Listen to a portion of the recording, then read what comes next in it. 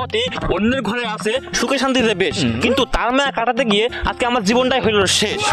তাই সুপ্রিয় দর্শক মন্ডলী, দরকার এখন ভিউজ, তাই উল্টো পাল্টা নিউজ নিয়ে আমাদের হাসি কাটাল নিউজ।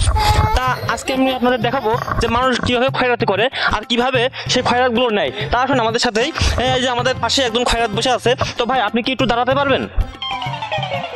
ভাই, আপনি খয়রাতি কিভাবে হলেন? একটা প্রেম করে। ও, সুপ্রিয় দর্শক মন্ডলী, ভাইটি প্রেমে ছাগা খেয়ে এখন খয়রাতি হয়ে গেছে। না, তাহলে একটা ফোন চাইছিল।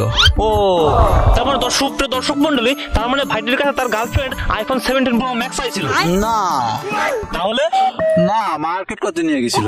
ও, সুপ্রিয় দর্শক মন্ডলী, তার মানে ভাইটিকে তার গার্লফ্রেন্ড মার্কেট করতে নিয়ে যেয়ে মার্কেট করতে করতে ভাইটিকে ফকির বানিয়ে ফেলেছে। না, তাহলে সেই মেয়ে আমাকে নিয়ে তার মা বাবার কাছে বিয়ের প্রস্তাব দিয়ে গেল, কিন্তু সেই মা বাপ একটা শর্ত দিয়ে দিয়ে। এই শর্ত কি হতো?